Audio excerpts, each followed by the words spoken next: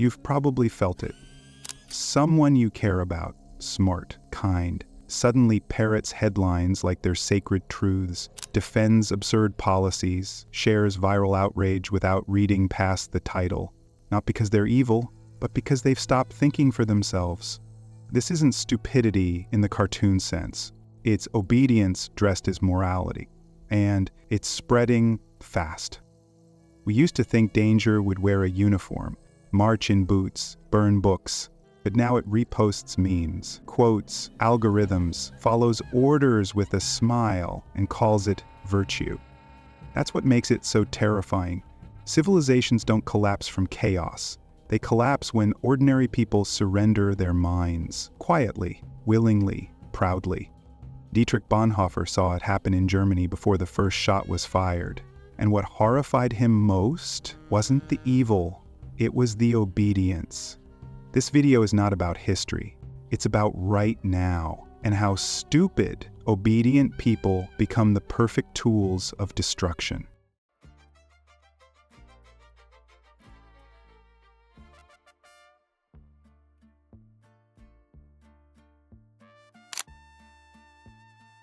You don't always notice it right away, because stupidity today doesn't wear clown makeup or scream in broken grammar. It wears suits, scrolls Twitter, attends meetings. It shares infographics with the right hashtags and tone polices dissent like it's moral hygiene. We've reached a point where someone can sound smart, look informed, and still spread absolute nonsense, and no one blinks. A friend reposts a headline generated by AI. It's false, obviously. You send them the source, they reply with a shrug, or worse, a meme. Conversation over. Not because they're dumb, but because the truth feels like a burden. It ruins the mood. In a world flooded with half-baked hot takes, deepfakes, and auto-generated outrage, stupidity has evolved. It doesn't announce itself. It just blends in, like wallpaper. You're not seeing stupidity. You're seeing software running in human skin. That's what it feels like. People moving, reacting, sharing on autopilot. No questioning, no friction, just a smooth stream of inputs and outputs. And the scariest part?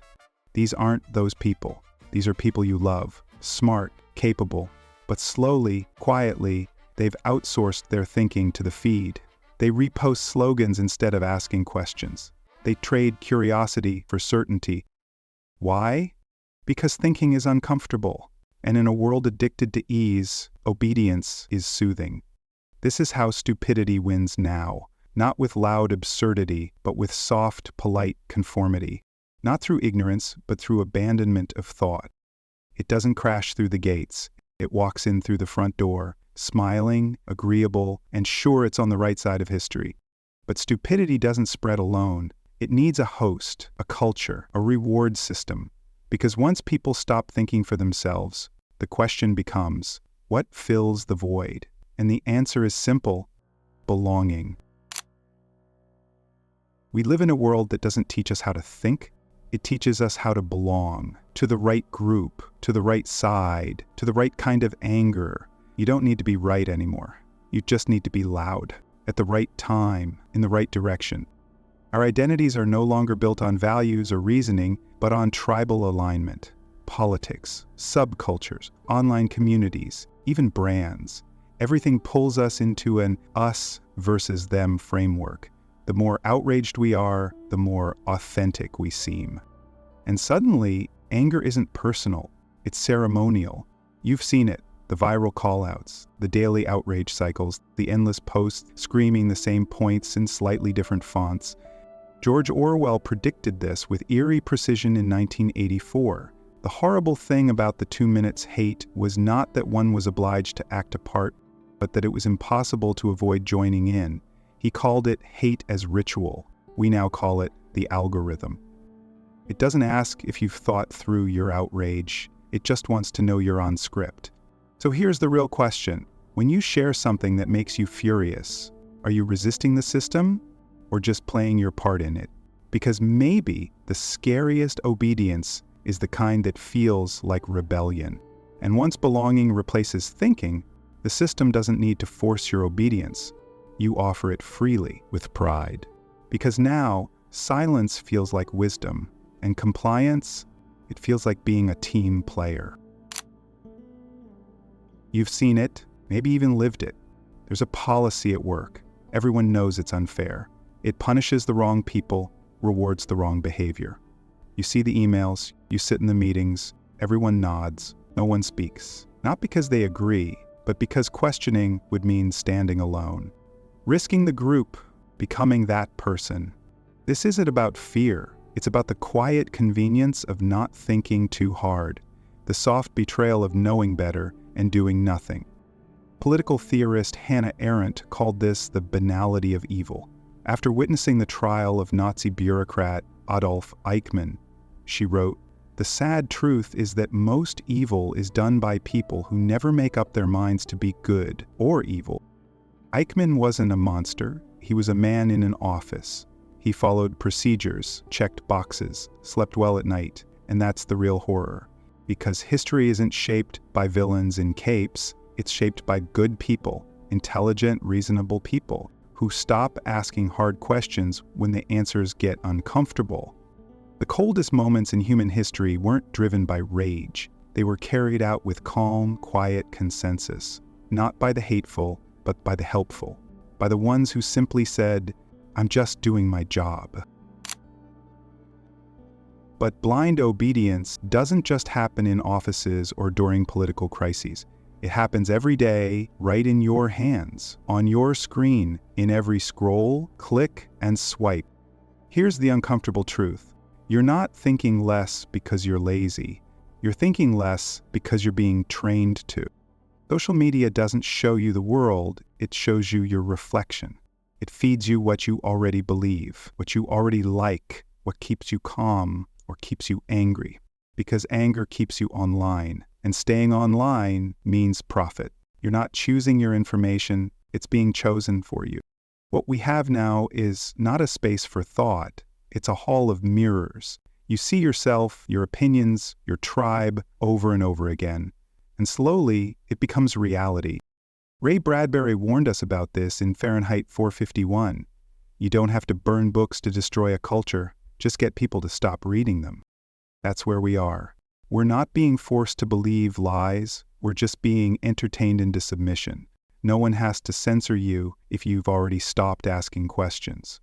So ask yourself, when was the last time you truly changed your mind? When was the last time something made you uncomfortable and you stayed with it? Because if everything you see only confirms what you already think, are you still thinking at all? But here's the real trap. When the system feeds you comfort and filters out challenge, it doesn't just shape what you think, it shapes who gets heard. And the answer is disturbing. Because in today's world, truth doesn't rise to the top, confidence does. We've built platforms that reward volume, not insight, emotion, not understanding, and that's why the people shouting the loudest often know the least. Psychologists call it the Dunning-Kruger effect, a bias where people with little knowledge think they know everything. They don't know enough to see what they're missing. As Dunning and Kruger wrote, not only do they reach erroneous conclusions and make unfortunate choices, but their incompetence robs them of the ability to realize it. It's not stupidity that's the problem, it's uninformed certainty. Before the internet, ignorance stayed local. Now, a bad take can go global in seconds, as long as it sounds confident. That's the cruel twist. The less you know, the louder you shout, and the louder you shout, the more influence you gain. Meanwhile, those who do understand, those who think slowly, speak carefully, admit uncertainty, get drowned out. We mistake caution for weakness. We mistake noise for truth. And maybe that's why today, the most dangerous opinions come from the most certain voices. As someone once joked, but maybe it's not a joke anymore, the wise hesitate, the fool goes live. So ask yourself, when was the last time you trusted someone because they were unsure? So what happens when the loudest voices drown out the wisest ones? When every scroll floods you with certainty, outrage, and noise? Eventually, it's not just your judgment that suffers, it's your mental immune system. Just like your body can be weakened by constant exposure to junk food, Your brain can be weakened by constant exposure to junk information. At first, it just makes you tired, then confused, and then numb. You stop asking, you stop checking, you start letting the feed think for you. And the scariest part is, you don't even notice it. Your mind becomes passive, like a muscle that hasn't moved in weeks. Not because it can't think, but because it hasn't been asked to. What used to be a moment of pause, is this true, is now replaced by a reflex. Does this match my vibe? And just like that, stupidity becomes systemic. It's no longer about individual ignorance. It's architecture, a culture that no longer rewards thinking but punishes it with silence, speed, and distraction. As author Nicholas Carr warned in The Shallows, what the net seems to be doing is chipping away my capacity for concentration and contemplation. You're not being forced into stupidity, you're being eased into it. You're not being controlled, you're being softened. So here's the final question. If your brain had an immune system, how sick is it right now? But mental decay doesn't stay personal. Once enough minds go soft, entire societies begin to rot. And if you're still wondering whether obedient people truly destroy civilizations, you don't have to look far. The proof is in the ashes. Nazi Germany wasn't built by psychopaths. It was built by teachers, office workers, nurses, neighbors, people who followed rules, who filed papers, who didn't ask questions. They weren't monsters, they were obedient. Adolf Eichmann didn't invent the Holocaust. He managed logistics. And when asked about his role in mass murder, he said, "I was just following orders." The philosopher Hannah Arendt watched his trial and called it the banality of evil, because evil in the real world doesn't scream. It checks boxes, smiles politely, cites policy. And it's not just Germany. Under the Khmer Rouge, Cambodian citizens turned in family members not out of hatred, but out of loyalty. North Korea thrives not on terror alone, but on generations of silence. Even the fall of the Roman Empire didn't come from war, it came from within. Bureaucracy bloated, thought slowed, people stopped questioning power. By the time the collapse arrived, they had already forgotten how to resist. This is the pattern. Power doesn't just corrupt, it instructs. It teaches people not to think, and when enough stop thinking, civilizations don't explode, they wither quietly, efficiently, obediently. So no, stupidity isn't just about ignorance, it's about surrender. And obedience isn't neutral, it's a system, a design. You don't have to be evil to destroy something. You just have to stop thinking, stop questioning, stop choosing, and that's why this matters. Because the most dangerous collapse is the one that feels like progress. So ask yourself, what parts of your mind have gone quiet lately? Where have you stopped doubting, and who benefits from your silence? Let's not end here. If this resonated, leave a comment. When was the last time obedience made you uneasy? Or even better, share this with someone who still believes silence is safe. Because in the next video, we'll go even deeper into how smart people become the most useful tools of dangerous systems. Until then, stay sharp.